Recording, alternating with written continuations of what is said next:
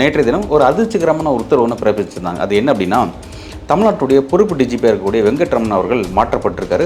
மாற்றப்பட்டு சந்தீப் ராய் ரத்தோரி அவர்கள் தமிழ்நாட்டினுடைய டிஜிபியாக காவல்துறை இயக்குநராக நியமனம் செய்யப்பட்டிருக்காங்கிறது முக்கியமான விஷயம். சட்டம் ஒழுங்கு இப்போ சரியில்லை. சட்டம் ஒழுங்குக்கான டிஜிபி தமிழக அரசு ப்ராப்பராக நியமிக்கலை. குறிப்பாக அந்த துறையை கையில் வச்சிருக்கக்கூடிய ஸ்டாலின் அவர்கள் அதை பொறுப்பாக செய்யலை. பொறுப்பு டிஜிபி இருக்கக்கூடிய வெங்கட்ரமன் 2 மாவட்டத்தோட கலெக்டர், பிறகு 2 சிட்டியோட கமிஷனர்ஸ், இவங்க எல்லாருமே வேறு டிபார்ட்மெண்ட் மாற்றிட்டாங்க. மாற்றிட்டு அவங்க எலெக்ஷன் முடிகிற வரையும் எலெக்ஷன் டியூட்டியில் அவங்க யாரும் ஈடுபடக்கூடாது. அதையும் அவங்க பார்த்துக்கணும்.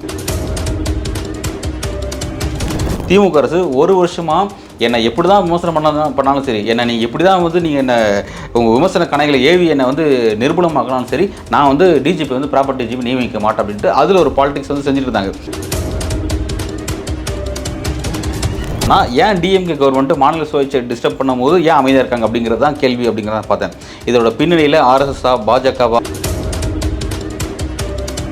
எலெக்ஷன் கமிஷனுடைய அந்த பயஸ்ட் தன்மைக்காகவும் அவங்களோட நேர்மையற்ற தன்மைக்காகவும் பல ஸ்டேட்ஸில் நடக்கும்போது டிஎம்கே நிறைய ரியாக்ட் பண்ணியிருக்காங்க. ஆனால் சொந்த ஸ்டேட்லேயே நடக்கும்போது அமைதியாக இருக்காங்கிறத புரிஞ்சிக்க முடியல.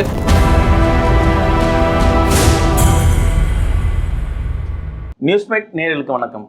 இன்று நம்மோடு அரசியல் பேச இணைந்திருக்கும் பின்னர் நியூஸ் ஃபோக்கஸ் ஆசிரியர் ஜேர்னலிஸ்ட் அன்பு அவர்கள். வணக்கம். வணக்கம் சார். இன்றைக்கி தமிழ்நாட்டு அரசியலில் ஒரு பெரிய கலவரம் நடக்குது, அதெல்லாம் பார்த்துட்டு இருக்கோம். ஆனால் உள்ள சூசகமாக ஒரு வேலை நடக்குது. கடந்த காலகட்டத்தில் நம்ம ஆளுநர் கூட ஒரு போராட்டம், அதாவது தமிழக அரசாங்கம் சரி ஆளுநரும் சரி ஒரு போராட்டம், பல போராட்டங்கள், 1 2 இல்லை, பல போராட்டங்கள். எது வந்தாலும் மசோதா தாக்கல்னாலும் ஏதாவது மாற்றி அமைக்க வேண்டும்னாலும் அவங்களோட அனுமதி பெற வேண்டும். ஆனால் இன்றைக்கி ஆளுநர் மாறிட்டார். இன்றைக்கி தமிழ்நாட்டில் அந்த தேர்தல் நன்னடத்தை விதி அதில் தான் நம்ம பயணிச்சிருக்கோம். இன்றைக்கி அந்த இடத்துல இருக்கும் தமிழ்நாடு தேர்தல் ஆணையத்தினால சில அதிகாரிகளை நியமிக்கிறாங்க. அவர்களுக்கெல்லாம் அதிகாரம் இருக்கா ஒரு பெரிய கேள்விக்குறியாக இருக்குது. இந்த இடத்துல திமுக அரசாங்கம், அது தமிழக அரசாங்கம் என்ன சோத போயிட்டாங்க? ஆக்சுவலாக எம்சிசி அமல்படுத்தப்பட்டுச்சுன்னா ஒரு மாநிலத்தில் தேர்தல் நடத்தப்படும் பொழுது, மாநிலமும் சரி இந்தியாவும் சரி, தேர்தல் நன்னடத்தை விதிகள் அமல்படுத்தப்பட்டுச்சுன்னா, நோட்டிஃபிகேஷன்ஸ் எலெக்ஷன் கமிஷன் அறிவிச்சிட்டேன்னா, அப்போ இருந்து அந்த நாட்டினுடைய பிரதமரோ அல்லது ஒரு மாநிலத்தோட முதல்வரோ அவருக்கான அதிகாரம் முற்றிலும் குறைக்கப்பட்டுரும். ஜஸ்ட் காப்பந்து கவர்மெண்ட் அப்படின்னு தான் சொல்லுவாங்க. பேரளவிலான ஒரு கவர்மெண்ட் அப்படின்னு தான் சொல்லுவாங்க. சுப்பீரியர் பவர் எலெக்ஷன் கமிஷனுக்கு வந்துடும் அப்படிங்கிறது கவனிக்கத்தக்க விஷயம்.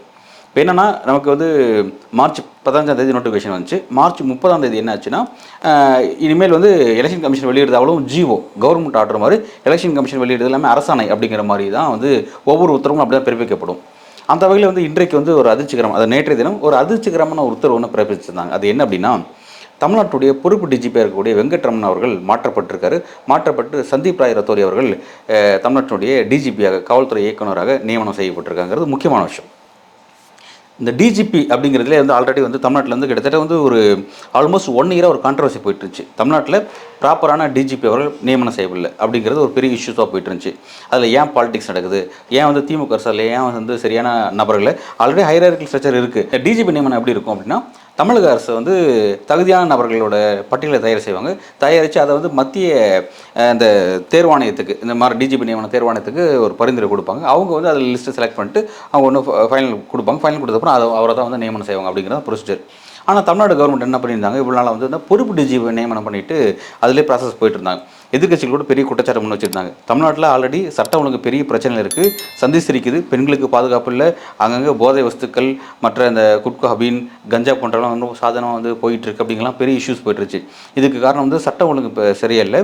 சட்டம் ஒழுங்குக்கான டிஜிபி தமிழக அரசு ப்ராப்பராக நியமிக்கலை. குறிப்பாக அந்த துறையை கையில் வச்சிருக்கக்கூடிய ஸ்டாலின் அவர்கள் அதை பொறுப்பாக செய்யலை அப்படின்ற மாதிரியான குற்றச்சாட்டு முன் வச்சுட்டு இருந்தாங்க. ஸோ அந்த குற்றச்சாட்டு வரும்போது திமுக அதை என்ன பண்ணாங்க, ஆக்சுவலாக அதுக்குன்னு தனியாக அதிகாரிகள் இருக்காங்க. சரியான அந்த அந்த அந்த பர்டிகுலர் போஸ்ட்டுக்கு தகுதியான அதிகாரிகள் இருக்காங்க. ஆனால் திமுக அரசு எதற்காக வேணும்னு தெரியல, அந்த நபர்களை ப்ராப்பரான நபர்களை நியமனம் செய்யாமல் பொறுப்பு நபர்களை பொறுப்பாக வெங்கட்ரமன் அவர்களை நியமித்து அப்படியே போயிட்டு இருந்தது.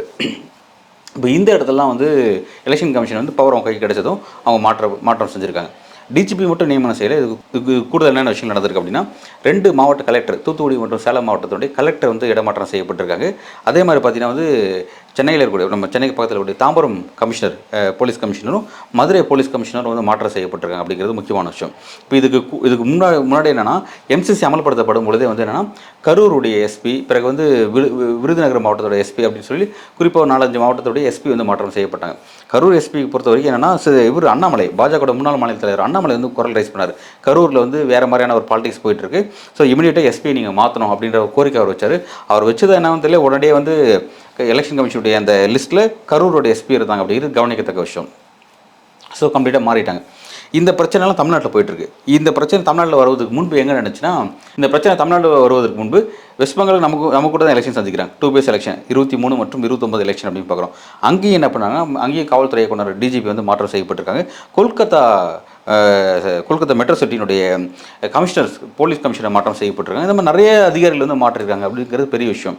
இதில் என்ன ஒரு பெரிய விஷயம் அப்படி இப்போ நம்ம இங்கே என்ன பிரச்சனையாக பார்க்குறோம் அப்படின்னா, எலெக்ஷன் கமிஷனுக்கு அந்த அதிகாரம் இருக்குது அப்படிங்கிறதான் கேள்வி. எலெக்ஷன் கமிஷனுக்கு ஆர்டிகல் 324 மற்றும் 324 பிரிவு உட்பிரிவு 6 வந்து என்னென்னா, இந்த மாதிரி தேர்தல் நடத்தும் பொழுது அங்கே இருக்கக்கூடிய அந்த விஷயங்களை, அதாவது கண்காணிக்கிறது, பிறகு அதாவது அதுக்கான வழிகாட்டுதல் கொடுக்குறது, ஒரு விஷயத்தை எப்படி நடத்தணும் வழிகாட்டுதல் செய்கிறது, கட்டுப்படுத்துறது, அதிகாரம் தவறாக கையாளப்படும் பொழுது அதை கட்டுப்படுத்துறது அப்படிங்கிறது நல்லா புரிஞ்சுக்கணும். மானிட்டர் பண்ணும்போது அதில் ஏதாவது விதிமுறை இருந்துச்சு அதை வந்து கட்டுப்படுத்தணும், பிறகு வந்து வழிகாட்டுதல் கொடுக்கணும். இதுதான் ப்ராப்பரான கைட்லைன்ஸ் அப்படிங்கிறதான் வந்து சட்டம் வந்து கிளியராக சொல்லுது. ஆனால் இவங்க என்ன பண்ணியிருக்காங்க, ஒரு வந்து கவர்மெண்ட் ரன் பண்ணுறாங்க. எலெக்ஷன் கமிஷன் வந்து ஒரு கவர்மெண்ட் ரன் பண்ணுறாங்க. டிஜிபி நியமனம் அப்படிங்கிறது bureaucrats, IAS officer, IPS officer உள்ளிட்ட இந்த சிவில் சர்வன்ட்ஸ் இருக்காங்க பார்த்தீங்களா, இந்த சிவில் சர்வன்ட்ஸினுடைய நியமனமோ அல்லது அவருடைய இடமாற்றுதல் அப்படிங்கிறது எல்லாமே பார்த்தீங்கன்னா முழுக்க மாநில அரசின் அதிகாரத்துக்கு உட்பட்ட ஒரு முக்கியமான சென்சிட்டிவான விஷயம் அப்படிங்கிறது தான் கவனிக்கத்தக்க விஷயம். இன்றைக்கி என்னென்னா, நேற்றைய தினம் நடந்த அந்த முக்கியமான அதிரடி மாற்றங்கள் அப்படிங்கிறது மாநில அரசினுடைய அதிகாரத்தில் எலெக்ஷன் கமிஷன் தலையிட்டிருக்காங்க அப்படிங்கிறது கவனிக்கத்தக்க விஷயம்.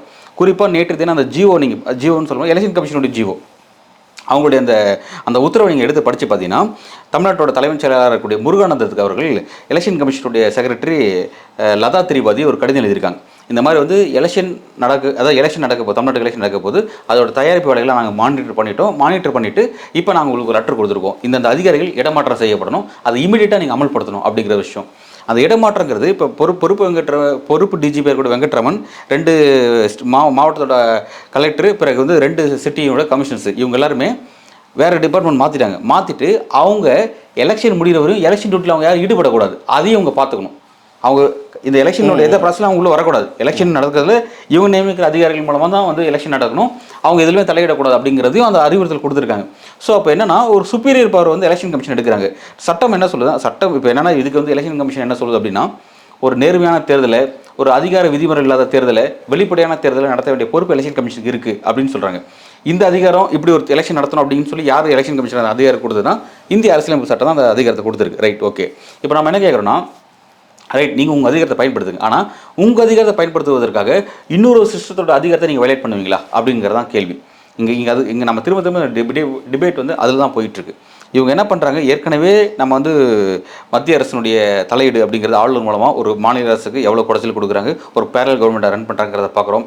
பிறகு வந்து இண்டிபெண்டன்ட் அமைப்பாக இருக்கக்கூடிய இண்டிபெண்டன்ட் ஏஜென்சியாக இருக்கக்கூடிய சிபிஐ, ஐடி உள்ளிட்ட எல்லாத்தையுமே வந்து மாநில அரசுக்கு எதிராக பயன்படுத்துகிறாங்க அப்படிங்கிற மாதிரி. இந்த மாற்றங்களெல்லாம் தேர்தல் ஆணையம் தன்னிச்சையாக வந்து செயல்படுத்துதா, இல்லை இந்த மேல்வட்டம் அந்த பாஜக ஆட்சியாளர்கள் அது நம்ம வெளிப்படையாக நம்மளுக்கு தெரியாது. அதாவது இப்படி தான் அங்கே செஞ்சோம் அப்படின்னு தெரியாது. இப்போ இன்னைக்கு என்னன்னா, அதிகாரப்பூர்வமாக என்னென்ன செய்தி வெளியே வந்திருக்கு அதை தான் நம்ம பேசுகிறோம். இதுக்கு பின்னாடி இல்லை அப்படின்னு நம்ம ஒதுக்கி தள்ள முடியாது. குறிப்பிட்டு பேசுகிற மாதிரி அண்ணாமலை ஒரு அறிக்கை ஒரு கம்ப்ளைண்ட்டாக சொல்லும்போது அங்கே மாற்றம் நடக்குதுன்னா நம்ம அப்படி தான் எடுத்து அன்றைக்கி அந்த விஷயம், அன்றைக்கி அந்த டாக் வந்துச்சு. அண்ணாமலை சொன்ன உடனே ஏன் அந்த லிஸ்ட் உடனே இவங்க எடுத்துட்டேன் அப்படின்னு டாக் வந்துச்சு. இன்னைக்கு ஒரு சுப்பீரியர் பவர் எடுத்துகிட்டு டிஜிபியை நீங்கள் மாற்றம் செஞ்சுருக்கீங்க.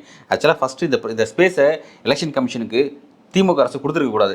திமுக அரசு ஒரு வருஷமாக என்னை எப்படி தான் விமர்சனம் பண்ணாலும் சரி, என்னை நீங்கள் எப்படி தான் வந்து நீங்கள் என்ன உங்கள் விமர்சன கணைகளை ஏவி என்னை வந்து நிர்மூலமாக்கினாலும் சரி, நான் வந்து டிஜிபி வந்து ப்ராப்பர் டிஜிபி நியமிக்க மாட்டேன் அப்படின்ட்டு அதில் ஒரு பாலிடிக்ஸ் வந்து செஞ்சுட்டு இருந்தாங்க.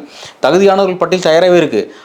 ஹைராரிக்கில் அடுத்து அவங்க தான் வந்திருக்கணும். அதை செய்யாமலே சந்தீப் ராய் ராத்தோர் வந்திருக்காருல்ல, இவர் என்ன அந்த பர்டிகுலர் அந்த லிஸ்ட்டில் தான் இவர் வந்திருக்காரு. இவர் வந்து விதிமீறலாம் வரல, அந்த லிஸ்ட்டில் இருந்தவர் தான். இந்த லிஸ்ட் தான் தமிழ்நாடு அரசு கொடுத்துருந்துச்சு. இப்போ அதுலேருந்து ஒருத்தர் வந்து எலெக்ஷன் கமிஷன் வந்து செலக்ட் பண்ணி நியமனம் செஞ்சுருக்காங்க.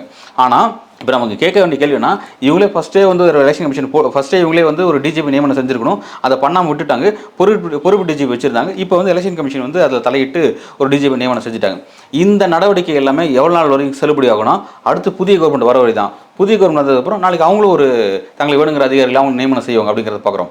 இப்போ பொறுத்த வரைக்கும் என்ன நம்ம தமிழ்நாட்டில் இப்போ நம்ம என்ன விஷயம் பார்க்குறோம் அப்படின்னா, முழுக்க எலெக்ஷன் கமிஷன், அதாவது போல் பாண்ட் ஸ்டேட், எலெக்ஷன் நடக்க வேண்டிய ஸ்டேட்டு வெஸ்ட் பெங்காலோ, தமிழ்நாடோ, கேரளாவோ, அசாமோ, இது முழுக்க பியூரோக்ராட்ஸால் ஆளப்படக்கூடிய ஸ்டேட்டாக இருக்குது. எது வரைனா டில் May 4th வரையும். May 10th கூட எடுத்துக்கலாம் இல்லையா? May 10th, அதாவது இப்போ May 4th election, May 4th வந்து ரிசல்ட் வந்துடும். ரிசல்ட் வந்ததுக்கப்புறம் அடுத்து எந்த கட்சி ஆட்சிக்கு வரப்போகுது, யார் சிஎம் ஆக போகிறாங்கிறது அன்றைக்கே தெரிஞ்சிடும். எந்த கட்சி ஆட்சிக்கு வரப்போகுதுன்னு தெரிஞ்சிடும். அப்புறம் அந்த கட்சிக்கு தான் சுப்பீரியர் பவர் போகும். அது வந்து அவங்க அன்றைக்கி நைட்டே பதவி இருக்கலாம், அந்த கட்சியினுடைய நபர்கள் எம்எல்ஏக்கெல்லாம் ஒன்று சேர்ந்து அன்றைக்கி நைட்டே பதவி இருக்கலாம், அல்லது மறுநாள் இருக்கலாம், அது அவங்களோட டிசிஷன், அது வேறு விஷயம். ஆனால் அந்த May 4th ஒரு ரிசல்ட் வர வரையும், அடுத்த கவர்மெண்ட் பதவி இருக்கிற வரையும், இந்த கவர்மெண்ட்டோட டென்யூர் எப்போ முடியுதுன்னா May மாதம் தான் முடியுது. ஆனால் எம்சிசி அமல்படுத்தப்பட்டுருச்சுனாவே அதிகாரஃபுல்லாக அவங்களுக்கு போயிடும். ஆனால் இப்போ நம்ம கேள்வி என்னென்னா, நீங்கள் கான்ஸ்டியூஷனை வயலேட் பண்ணுறீங்களா இல்லையா அப்படிங்கிறதான். சுப்ரீம் கோர்ட் ஆல்ரெடி பல வழக்குகளில் எலெக்ஷன் கமிஷனுடைய அதிகாரம் என்ன அப்படிங்கிறத கிளியராக சொல்லியிருக்காங்க. இந்த மாதிரியான ஒரு பர்டிகுலர் விஷயத்தில், அதாவது நாடாளுமன்றங்களும் சட்டமன்றங்களும் அவங்க 2 பேருமே அவங்களுக்குன்னு ஒரு வரையறுக்கப்பட்ட கிரவுண்ட் இருக்குது. அந்த கிரவுண்டுக்குள்ளே அவங்க மட்டும் தான் ப்ளே பண்ணணும்.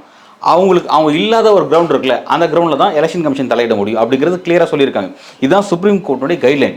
பல வழக்குகளில் இந்த விஷயத்தை வந்து ஃபேமஸ் வழக்கு வந்து நான் சப்ஜெக்ட் டு கரெக்ஷன், அந்த சப்ஜெக்ட் மறந்துட்டேன். ஒரு முக்கியமான ஒரு வழக்கு, மன்மோகன் சிங்கா மனேகர் சிங்கான்னு நினைக்கிறேன், சம்திங் ஒரு சப்ஜெக்டில் கிளியராக சுப்ரீம் கோர்ட்டு தங்களுடைய ஸ்டேட்மெண்ட் கிளியராக சொல்லிட்டாங்க. நாடாளுமன்றத்துக்கான அதிகாரங்கள் அந்த கிரவுண்டில் இருக்கும், சட்டமன்றத்துக்கான அதிகாரம் அந்த கிரவுண்டில் இருக்கும். இவங்க 2 பேருமே இல்லாத கிரவுண்டில் மட்டும் தான் எலெக்ஷன் கமிஷன் உங்களோட பவரை பயன்படுத்த முடியும். குறிப்பாக சிவில் சர்வன்ஸுடைய அப்பாயின்மெண்ட்டோ அல்லது சிவில் சர்வன்ஸுடைய டிரான்ஸ்ஃபர்மேஷன்ஸோ அப்படிங்கிறதெல்லாம் பார்த்தீங்கன்னா முழுக்க ஸ்டேட் கவர்மெண்ட்டோட சம்மந்தப்பட்ட விவகாரம் அப்படிங்கிறத கிளியராக சொல்லியிருக்காங்க. இன்றைக்கி அது வயலேட் செய்யப்பட்டிருக்கு. குறிப்பாக ஏற்கனவே வெஸ்ட் பெங்காலில் ஃபஸ்ட்டு வயலேட் செய்யப்பட்டுச்சு. ரெண்டாவது மொத்த பேர் டிஜிபி அடித்து தூக்கியிருக்காங்களே அப்படின்னு நம்ம நினச்சோம். அதில் ரிஃப்ளெக்ஷன் வந்து இன்றைக்கி தமிழ்நாட்டையும் அடிச்சிருக்கு. இப்போ நாங்கள் ஆச்சரியமான விஷயம் எதை பார்க்குறோம் அப்படின்னா, திமுக அரசு ஏன் சைலண்டாக இருக்குது அப்படிங்கிறத என் கேள்வி. திமுக அரசு காப்பந்து கவர்மெண்ட்டாக இருந்தாலும் சரி, திமுக கட்சின்னு வச்சுக்கலாம், அரசு விட்டுருங்க, திமுக கட்சி ஏன் சைலண்டாக இருக்குது அப்படிங்கிறது நம்ம கேள்வி. ஏன்னா திமுகவுடைய அரசியல் பொலிட்டிக்கல் அந்த அவங்களுடைய அடிநாதம் எதுனாவே வந்து மாநில சுயாட்சி, சமூக நீதி, இதுதான் அவங்களுடைய அரசியல் அடிநாதம். அந்த அரசியல் அடிநாதமே இன்றைக்கி ஆட்டம் கண்டிருக்கு. எப்படி வந்து மாநில சுயாட்சியை தலையிடும் விதமாக இன்றைக்கி வந்து எலெக்ஷன் கமிஷன் ஒரு சுப்பீரியர் பவரில் வந்து ரோல் பண்ணியிருக்காங்க. ஏன் குறைஞ்சபட்சம் ஒரு கண்டனம் தெரிவிக்கல, ஏன் குறைஞ்சபட்சம் வந்து இந்த விஷயத்தில் ரியாக்ட் பண்ணல அப்படிங்கிறது எனக்கு அதில் புரிஞ்சிக்கவே முடியல. ஏன்னா அது ஒரு டிஜிபி அப்படிங்கிறது சுப்பீரியர் விவகாரம், அந்த விஷயத்தை தலையிட்டதுங்கிறது இவங்க ரியாக்ட் பண்ணியிருக்கணும். சுப்ரீம் கோர்ட்டோட கைட்லைன்ஸும் ப்ராப்பராக இருக்குது, சுப்ரீம் கோர்ட் கைட்லைன்ஸையும் வயலேட் பண்ணியிருக்காங்க அப்படிங்கிறது தான் எனக்கு கிளியராக தெரியுது. ஆனால் ஏன் அமைதியாக இருந்தாங்க தெரியல. வெஸ்ட் பெங்கால் நடந்தபோது அப்போ கூட சில திமுகவுடைய ஸ்போக் பர்சன்ஸ் வந்து வெஸ்ட் பெங்கால் நடந்தது கண்டிக்கத்தக்க செய்யுன்னு சொன்னாங்க. ஆனால் தமிழ்நாட்டில் அதே நடந்திருக்கு, பெரிய அளவில் திமுக ரியாக்ட் பண்ணல அப்படிங்கிறது எனக்கு வந்து ஒரு வருத்தம் அளிக்கக்கூடிய செய்தி அல்லது புரியாத செய்தி அப்படிங்கிறத பார்க்க வேண்டியதாக இருக்குது. இப்போ இந்த அதிகாரம் கொடுத்துருக்காங்க இல்லையா, இப்போ இவருக்கான அதிகாரம் கொடுத்துருக்காங்க இல்லையா, புதுசாக ஒரு டிஜிபி நியமிக்கிறாங்க தேர்தல் ஆணையம். இப்போ இவரோட சாயல் எப்படி பார்க்குறீங்க? இது யார் மூலியமாக வந்திருக்கு? குறிப்பாக நம்ம தமிழ்நாட்டு அரசியல் எடுத்துட்டாவே இது போல் மாற்றங்கள்லாம் ஏற்பட்டால் இல்லை இது ஆர்எஸ்எஸ் பின்புலம் இருக்கும், இல்லை பாஜக பின்புலம் இருக்கும், இதுக்கு பின்னாடி வந்து அமித்ஷா ராஜதந்திர ஒரு செயலெல்லாம் செஞ்சுருக்காரு, இப்படியெல்லாம் குற்றச்சாட்டுகள்லாம் நம்ம பார்த்துருக்கோம். இப்போ இந்த ஒரு நகர்வை எப்படி பார்க்குறாங்க, எப்படி பேசுகிறது? கம்ப்ளீட்டாக நான் வந்து இங்கே வந்து சட்டத்தின் ரூல் ஆஃப் லா இருக்குது அப்படிங்கிறத அதை கம்ப்ளீட்டாக அதில் பார்க்குறேன். ஃபஸ்ட்டு என்னோட பார்வையை ஒரு பத்திரிகையாளராக ரூல் ஆஃப் லா வந்து இங்கே வயலேட் ஆகிருக்கு. சுப்ரீம் கோர்ட்டோட கைட்லைனா எலெக்ஷன் கமிஷன் வயலேட் பண்ணியிருக்காங்க. ஏற்கனவே வெஸ்ட் பெங்காலில் பண்ணாங்க, அதை தமிழ்நாட்டிலும் பண்ணியிருக்காங்க. என்னோட பாயிண்ட் ஆஃப் வியூ என்னன்னா, ஏன் டிஎம்கே கவர்மெண்ட் மாநில சுயாட்சியை டிஸ்டர்ப் பண்ணும்போது ஏன் அமைதியாக இருக்காங்க அப்படிங்கிறது தான் கேள்வி அப்படிங்கிறத பார்த்தேன். இதோட பின்னணியில் ஆர்எஸ்எஸ்ஸா, பாஜகவா அல்லது வேறு யாரை இன்னார் அப்படிங்கிற எக்ஸப்ஷன்றது நம்ம பேசினா அது வேறு சப்ஜெக்ட். பர்டிகுலராக அது இன்டெப்த் வேறு பாலிட்டிக்ஸில் போகும். அந்த சப்ஜெக்ட் நம்ம இப்போ எடுத்து பேசுகிறதுக்கு இப்போ கிளியர் கட்டாக சொல்ல முடியாது. ஏன்னா எலெக்ஷன் கமிஷன் தங்களோட ரோல் செய்கிறாங்க. ஆல்ரெடி எலெக்ஷன் கமிஷன் மீது இருக்கக்கூடிய விமர்சனங்கள் என்ன அப்படின்னா, இவங்க வந்து பயாஸ்டாக இருக்காங்க, ஆளும் பாஜக அரசுக்கு பயாஸ்டாக இருக்காங்க அப்படிங்கிறது வெளிப்படையாக தெரிஞ்ச விஷயம். அதை பயாஸ்டு கூட நம்ம வந்து கடந்த பல காங்கிரஸ் ஆட்சி காலத்துலையும் பார்த்துருக்கோம், அவங்களோட பயஸ் தான் என்னங்கிறத பார்த்துருக்கோம். இப்போ பயாஸ்டு பிரச்சனை இல்லை, பயாஸ்டுங்கிறத தாண்டி அடுத்து எக்ஸ்ட்ரீம் லெவலுக்கு போகிறாங்க. அந்த எக்ஸ்ட்ரீம் லெவல் என்ன அப்படின்னா, அவங்களால நடத்தப்படக்கூடிய இந்த தேர்தல் முறையே வெளிப்படைத்தன்மை இல்லாமல் அதுவே ஒருதலைபட்சமாக நடத்தப்படுது, தேர்தல் முடிவுகளே ஒருதலைபட்சமாக வருது அப்படின்ற ஒரு எக்ஸ்ட்ரீம் லெவலில் குற்றச்சாட்டை வந்து யாரும் வைக்கல. பிரதான எதிர்க்கட்சி, இந்தியாவோட பிரதான எதிர்க்கட்சி காங்கிரஸ் வைக்குது, பிரதான லோக்சபா எதிர்க்கட்சி தலைவர் ராகுல் காந்தி வைக்கிறார். அது வந்து தேர்தல் முடிவுகள் திருடப்படுது, ஓட் சோரி நடக்குது அப்படிங்கிறதெல்லாம் சொல்கிறார். ஸோ வந்து இதுக்கெல்லாம் வந்து அதுவும் இந்த எஸ்ஐஆர் ஆக்டிவிட்டிலாம் பார்த்தீங்கன்னா ஒரு சீரியஸான பிரச்சனை. அந்த எஸ்ஐஆர் ஆக்டிவிட்டியை பொறுத்த வரைக்கும் அதில் என்னென்ன குளறுபடிகள் பண்ணாங்க, எவ்வளோ தகுதித்தங்கள் பண்ணாங்க, மக்களவை தேர்தலில் எங்கே முறைகேடு நடந்துச்சு, அசாம் சட்டமன்ற தேர்தலில் என்ன முறைகேடு நடந்துச்சு அப்படிங்கிற மாதிரியான ஆணைப்பூர்வமான பல எவிடன்ஸ் வந்து பொதுவெளிக்கு கொண்டு வந்து வச்சா கூட அந்த வச்ச அந்த பப்ளிக் டொமைனில் இருக்கக்கூடிய அந்த பர்டிகுலர் விமர்சனங்கள் மீது எலெக்ஷன் கமிஷனோ இல்லை சீஃப் எலெக்ஷன் கமிஷனர் இருக்கக்கூடிய ஞானேஷ்குமார் அவர்களோ நேர்மையான முறையில் அது தனக்கு வந்திருக்க ப்ராப்பரான கேள்வி அதுக்கு ரியாக்ட் பண்ணும் அப்படின்ற அளவில் அதை சொல்லாமல் ஜஸ்ட் லைக் தட் அப்படின்ற மாதிரி ஒரு அதை அப்படியே தட்டி விட்டுட்டு போகிற மாதிரி தான் பதில் சொல்ல தவிர கிளியர் கட்டாக ஒரு பதிலை வைக்கவே இல்லை. அல்லது இப்படி நான் ஒரு கேள்வி கேட்குறேன், சரி எலெக்ஷன் கமிஷனை கலகப்படுத்துகிறார் பிரதான எதிர்க்கட்சி தலைவர் ராகுல் காந்தி, அவரை எதிர்த்து சுப்ரீம் கோர்ட்டில் வழக்கு தொடுக்கிறன்றது கூட எலெக்ஷன் கமிஷன் செய்யலை. அப்போ இப்போ வரையும் பார்த்தீங்கன்னா இது வந்து இந்த விஷயத்தை பற்றி பாருங்கள், ஒரு நம்ம எப்படின்னா நமக்கு சிஸ்டம் இப்படி தான் இருக்குது. இந்த சிஸ்டத்தில் இண்டிபெண்டன்ட் அமைப்பாக இருக்கக்கூடிய எலெக்ஷன் கமிஷன் மீது மிகப்பெரிய அக்யூசேஷன் நடக்குது. அதை வைக்கிறது ரோட்டில் போகிற சாமானியன் யாரும் கிடையாது, கான்ஸ்டியூஷன் பதவியில் இருக்கக்கூடியவரை வைக்கிறாரு. வச்சும் கூட அதை வந்து ப்ராப்பராக அட்ரஸ் பண்ண முடியல. இன்னும் அதுலேருந்து நமக்கு ஒரு கிளாரிட்டி இப்போ வரையும் தெரியாமல் இருக்குது அப்படிங்கிறத பார்க்குறோம். ஸோ வந்து இதில் வந்து இப்போ பாலிடிக்ஸ் நம்ம எடுத்தால் இது பின்னாடி யார் இருக்குது, பாஜக இருக்குன்னா பாஜக கவர்மெண்ட் இருக்குது. பாஜக கவர்மெண்ட் வந்து இந்த எலெக்ஷன் கமிஷன் தங்களுக்கு ஏற்ற மாதிரி வளைக்கிறாங்க. நோட்டிஃபிகேஷன்ஸ் எப்போ கொடுக்கணும் எப்போ கொடுக்கக்கூடாது, அதுக்கு முன்னாடி தாங்கள் என்ன செய்யணும் அப்படிங்கிறதெல்லாம் கணக்கு பண்ணி பார்த்துட்டு அதுக்கப்புறம் தான் நோட்டிஃபிகேஷன்ஸ்லாம் வருது. குறிப்பாக பிரதமருடைய சுற்றுப்பயணங்கள்லாம் எப்போ திட்டமிடலாம் அப்படிங்கிறதெல்லாம் கணக்கு போட்டுட்டு தான் எந்தெந்த ஸ்டேட்டுக்கு எப்போ எலெக்ஷன் வைக்கணும் அப்படிங்கிறதெல்லாம் அவங்க சுப்பீரியராக முடிவு பண்ணுறாங்கிறது எல்லாம் தெரிஞ்ச விஷயம். அதெல்லாம் நம்ம பார்த்துட்டு தான் இருக்கோம். ஆனால் இந்த அதிரடி நடவடிக்கை இருக்குது பார்த்தீங்களா, அதிகாரிகள் மாற்றுறது, பியூரோக்ராட்ஸ் மாற்றப்படுறது இருக்குல்ல, இது வந்து ஒரு சீரியஸான சார்ஜஸ்.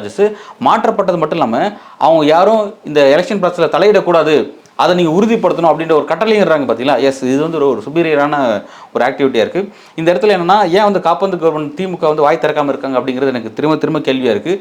ரெண்டாவது பார்த்தீங்கன்னா இந்த எஸ்ஐஆர் பிரச்சனையே ஒரு சீரியஸான பிரச்சனை நம்ம பார்த்துட்டு இருக்கோம். இந்த எஸ்ஐஆர் பிரச்சனையில் பார்த்தீங்கன்னா தமிழ்நாட்டில் கிட்டத்தட்ட 1 கோடி பேர் 97 லட்சம் பேர் நீக்கப்பட்டாங்க. அப்புறம் அதோடைய அப்ஜெக்ஷன் போயிட்டு 2ஆம் கட்ட வரை வாக்காளர் பட்டியலுக்கு அப்புறம் வந்து ஃபைனல் டிராஃப்ட் ரோல் வெளியாச்சு. அப்போல்லாம் பார்த்தீங்கன்னா அது ஆல்மோஸ்ட் வந்து சுருங்கி ஒரு மேபி நம்பர்ஸ் மறந்துட்டு நினைக்கிறேன், ஒரு 80 லட்சமோ சம்திங் அப்படின்ற மாதிரி டெலிஷன், 80 லட்சமோ 60 லட்சமோ டெலிஷன் அப்படின்ற மாதிரி வந்துச்சு. ஆனால் அதுக்கெல்லாம் ஏன் நீங்கள் ப்ராப்பர் ரியாக்ட் பண்ணல, டிஎம்கேவை சொல்கிறேன். ஏன்னா எலெக்ஷன் கமிஷனுடைய அந்த பயஸ் தன்மைக்காகவும் அவங்களோட நேர்மையற்ற தன்மைக்காகவும் பல ஸ்டேட்ஸில் நடக்கும்போது டிஎம்கே நிறைய ரியாக்ட் பண்ணியிருக்காங்க. ஆனால் சொந்த ஸ்டேட்லேயே நடக்கும்போது அமைதியாக இருக்காங்கிறத புரிஞ்சிக்க முடியல. சொந்த ஸ்டேட்லேயே மாநில சுயாட்சியை மீறும் வகையில் அதை வந்து டிஸ்டர்ப் பண்ணுற அளவில் அந்த ஸ்ட்ரக்சரை வந்து நீர்த்து போக செய்கிற அளவில் எலெக்ஷன் கமிஷன் ஆக்டிவிட்டி இருக்குது. ஆளுநருக்கு எதிராக எத்தனை முறை இந்த டிஎம்கே கவர்மெண்ட் கொண்டு வச்சாங்க, டிஎம்கே ஸ்போக் பர்சன் எப்படி பேசுகிறாங்க நம்ம பார்த்தோம். ஏன்னா மாநில சுயாட்சியை டிஸ்டர்ப் பண்ணுறாங்க, ஆட்டுக்கு தாடி எதுக்கு நாட்டுக்கு ஆளுநர் எதுன்னு சொன்னவங்க. ஸோ வந்து எங்களுடைய மாநில சுயாட்சி எங்களுடைய பாலிட்டிக்ஸில் அவர் தலைகிறாங்க அப்படிங்கிற அளவில் ரியாக்ட் பண்ணாங்க. இன்றைக்கி எலெக்ஷன் கமிஷன் செஞ்சிருக்க வேலையும் அதே தான். ஏன் அமைதியாக இருக்காங்கிறது தெரியல. வெஸ்ட் பெங்கால்னா வாய் திறந்து பேசுகிறாங்க, மற்ற ஸ்டேட் வாய் திறந்து பேசுகிறாங்க. தான் ஸ்டேட்டுக்கு ஒரு பிரச்சனை நடக்கும்போது பேசாமல் போனது என்னால் அந்த சப்ஜெக்டை புரிஞ்சிக்க முடியல அப்படிங்கிறது தான் அந்த வேதனையை தான் பதிவு புரியுது. பல குற்றச்சாட்டுகள் நிறைந்த இந்த மாறுதல், அதுவும் யார் விளையாடுறாங்கன்னு தெரியாத இந்த மக்களுக்கே ஒரு கேள்வி புதிதாக இருக்குது இல்லையா. நீங்கள் சொன்ன தகவல் எல்லாம் ஒரு அதிர்ச்சியான செய்திகள். ஏன் மௌனம் காக்குது திமுக, அது ஒரு மிகப்பெரிய கேள்வி. வெஸ்ட் பெங்கால் மாற்றம் நடந்ததுன்னா இங்கே தமிழ்நாட்டில் இருக்கிற மூத்த நிர்வாகிகளும் திமுக சார்ந்தவர்கள் குரல் எழுப்புகிறாங்க. இன்றைக்கி சொந்த மாநிலம் தமிழ்நாட்டுக்கே இந்த கொடுமை நடந்திருக்கு. தேர்தல் ஆணையம் தன் அதிகாரத்துக்கு மேலே ஒரு இடத்துல வந்திருக்குன்னும் போது ஒரு மிகப்பெரிய கேள்வி. மக்கள் பார்த்துட்டு இருக்காங்க, காலம் பதில் சொல்லும். வருகின்ற ஏப்ரல் 23 தகுந்த பாடமாக இருக்கும்னு நினைக்கிறேன். உங்கள் நேரத்துக்கு மிக்க நன்றி. நன்றி.